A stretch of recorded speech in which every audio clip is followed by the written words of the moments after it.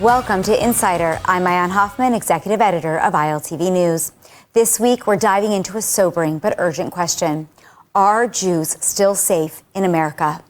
Our conversation comes just days after a Molotov cocktail attack at a Colorado rally for Israeli hostages left several people injured, and only weeks after two young Jewish diplomats were murdered outside an Israel event in Washington, D.C.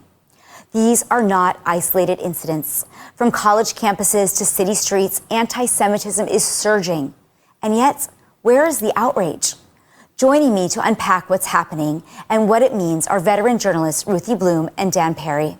Together, we'll explore whether this is part of a historic pattern, one where Jews are welcomed and then turned upon. What comes next for American Jewry? Is this the time to stay and fight, or is it time for Jews to think about leaving? Let's get started.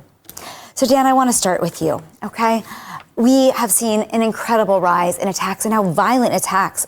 Have we reached a moment where Jews are no longer safe in America, not on campus, not at rallies, maybe not even in their homes? Mayan, I don't think it's binary, safe or unsafe. Jews are clearly less safe. It's getting worse and worse all the time, and the reasons are many.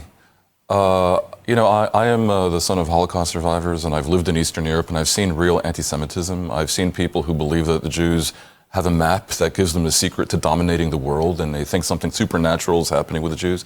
That's anti-Semitism. It's a factor here, but it's also, I believe, driven by things that are more practical, specifically hatred of what Israel's doing in geopolitics. And the Jewish association with Israel, is it fair? Is it unfair? You can debate that point. I think to totally divorce the situation of Jews in America from the actions of Israel is infantile, because obviously so many Jews identify with Israel and they're very loud about it. I think it's underappreciated. I think it is approaching a breaking point where it's intolerable. If it should continue this way, I wouldn't be surprised to see greater interest in Jews leaving the United States. And there's another issue, which I think often goes unspoken. The U.S. is changing before our eyes. Why did the Jews not leave Germany in the 1930s? Because they felt like what would eventually happen was inconceivable. They didn't imagine that it could possibly happen in their beloved Germany of Brecht and, of Wagner. Americans also think that complete madness is impossible in America. But I fear that the political realities in America along many dimensions, what's happening on the right, what's happening on the left, the fact that the political leadership of the U.S. is what it is right now, which to many would have been inconceivable at the level of a Simpsons cartoon 20 years ago, America's changing, and I'm not sure anything is any longer inconceivable. So I would certainly be very, very, very worried. And I think we've yet to see how bad it can get, but it's getting pretty bad. Ruthie, I want to hone in on something he said, because he mentioned the fact that this is, tied, that we have to separate traditional anti-Semitism, quote unquote, from what we're seeing now with anti-Zionism. Do you agree with that sentiment? Not really, because it's true that anti-Semitism traditionally, it's, Jews have horns, they control the world, etc. But that doesn't mean that this other type of anti-Semitism is any less anti-Semitic. The trick is that whereas before, when you were talking about the Nazis, you're talking about the far right and white supremacy, etc., and today that's intermingled with global jihad. And I don't think it has anything to do with this hatred of Israel and Jews. The reason I think that they're interconnected, that I don't see that the political system has anything to do with it.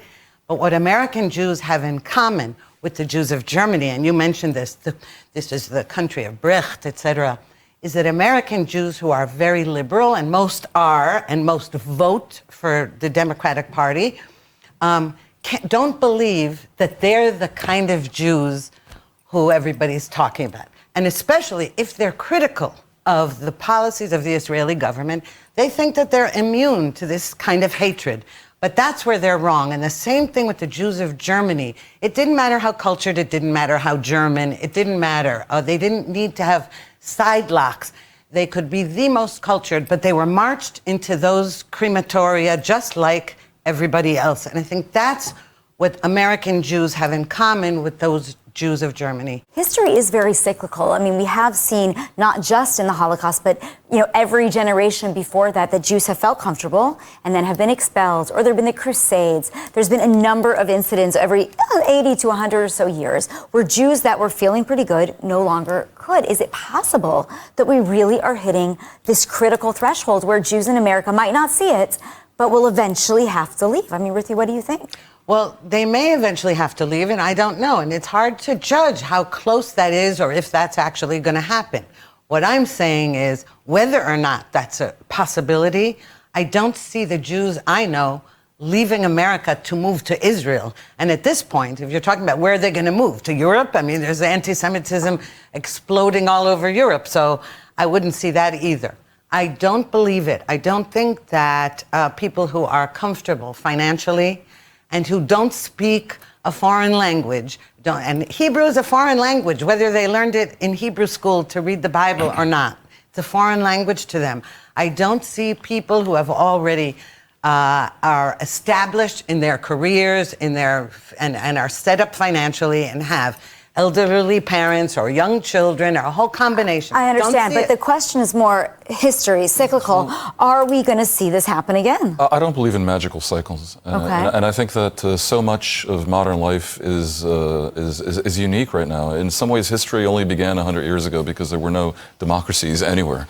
Over 100 years ago, no women could vote anywhere. We didn't have the same communications infrastructure. So people, even if they could vote, were voting based on ignorance. Today, we know everything. So many people are empowered. We also know a lot of fake news. Well, of course. And soon, most of the internet will be written by AI. In fact, I believe it's already the case. So we may be in a unique moment with its own unique dangers. There's a number of things changing in the nature of anti-Semitism. Anti-Israelism, anti-Zionism, I think it's all mixed up, however you want to define it. The danger to Jews now comes from the left and not just the right. The right, the hatred of Jews, the white nationalism, all that. That was the more traditional anti-Semitism. It was more traditional. And right now you have something weird happening in the left because of the Jews' association with a global privilege and this nonsense about colonization. And it's coming from the left. Two things, or three things. One, identity politics isn't helping the Jews right now. The idea that you shouldn't be targeted, no matter what kind of Jew you are going to be targeted, that only works if people are obsessed with tribal identity. Identity politics coming from the left, oddly, as much as the right now, is driving things in that direction. No matter what kind of Jew you are, you're going to be hated by people who hate the Jews. Secondly, violence used to be mostly the domain of the right. Violence is now very much justified by obsessive people on the far left who, again, driven by the hatred of certain identities, and their extremeness, the extremeness that is fed by social media, will justify violence against a group that they dislike. Thirdly, in America specifically, you have something that was not the case. It's not the case in Europe, and was not the case in Germany in the 1930s. You can buy weapons like you can buy bubble gum. So if everyone's justifying hatred against the Jews, and hatred against, or so many people are in the right and the left, and hatred against the Jews is driven by identity politics and is caused by actions of Israel, in part, actions that are indeed disliked by a lot of people. And so many people have weapons, that's obviously dangerous to any group that's going to be hated. And right now, beyond the standard issue garden variety hatred of Jews, you have a lot of it being driven by, the world's most publicized war, and a very brutal one happening in Gaza. But Sam, why is the American government, which seems to be so pro-Israel and pro-Jewish, I mean, Donald Trump is certainly taking many steps, he claims, in order Trump is not pro-anything. Well, to fight anti-Semitism, he's certainly taking many steps. And the FBI has obviously opened investigations, but it doesn't seem to be truly being taken as seriously as it could be. I mean, I'm just thinking back to Ferguson, George Floyd, the society, when they saw something going wrong, came out to the streets, even, in mass protest in order to defend these people. And here we've had now a Holocaust survivor literally burnt, walking down the streets, a young couple walking out of an event and getting shot point blank in the back, and nobody seems to be protesting it. Look, we're talking about a zone, no one's protesting. You don't have mass protests in favor of the Jews because the political landscape does not lend itself to that. Who's going to protest? The far left, generally the source of protests and idealism, hates the Jews. The right wing is right now, I fear, using anti-Semitism in vain. When Trump goes after Harvard saying it's anti-Semitism, he's really doing something else. He's anti-higher education, he's anti-DEI, he's anti-progressives, and he's using anti-Semitism as a cudgel. That isn't real. The right is traditionally anti-Semitic itself. I don't see this becoming a big cause célèbre in American politics. Ruthie, respond. Hatred of Israel, it's an excuse, basically, because it has nothing to do with Israeli policies.